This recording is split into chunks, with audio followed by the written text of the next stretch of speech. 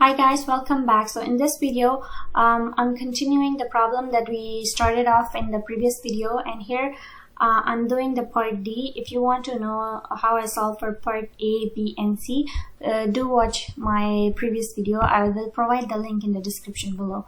Okay, now let's continue with part D. How do we find the speed at impact? So the problem that we're doing is a shell is fired from ground level with an initial speed of 480 at an angle of elevation of 30, and for part D we have to find the speed at impact. Okay, so here a shell was fired with an initial speed of 480 at an angle of 30 degrees, and the speed at impact is basically the speed when it hit the ground. So the initial speed when we launched it was 480, right? But what would be the speed when it hit the ground? So this is what we are looking for.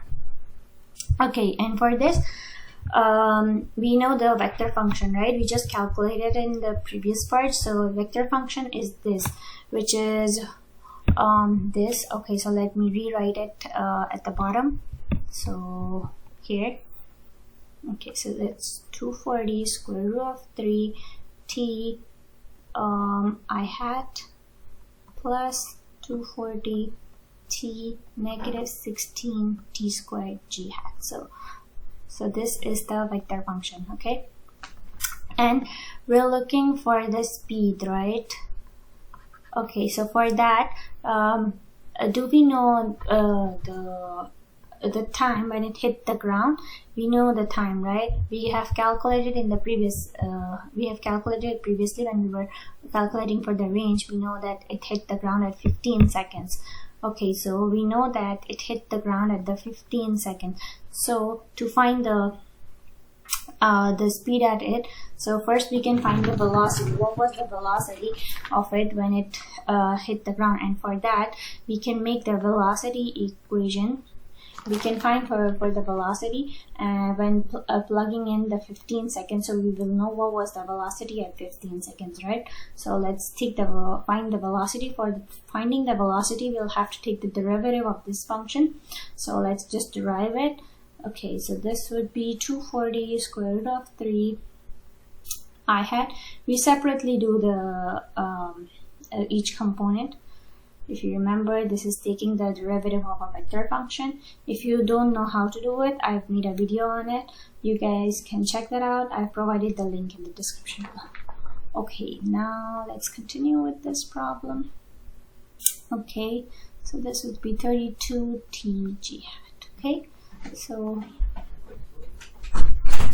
this is the velocity of it when you calculate it. And the velocity function, and now you can plug in the 15 seconds in the velocity equation to find what was the velocity at 15 seconds when it hit the ground. So for that we do 240 square root of 3 I hat plus 240 negative 32, and the t we replace it with 15 g hat, and this gives you 240 square root of 3 I hat negative, and if you plug in this in the calculator, it gives you negative 240 g hat. Okay, now let's move on. Okay, so this is the velocity, right? But what we were looking for this speed. So the speed is simply the norm of the velocity, if you remember. Okay, so we will just find the norm of the velocity. And how do we do that? We take the square root of each component. We square each component and then square root the whole thing, right?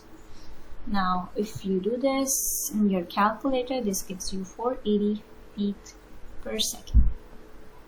And this would be the speed of impact when it hit the ground. And if you want to find the angle, so we do tan inverse of y over x, the y component over the x component. So the y component in here, you can see is negative 240. So negative 240 over 240 square root of 3 40 cancels out, which is negative 1 over square root of 3. If you do tan inverse of negative 1 over square root of 3 in your calculator, this gives you negative 30 degrees.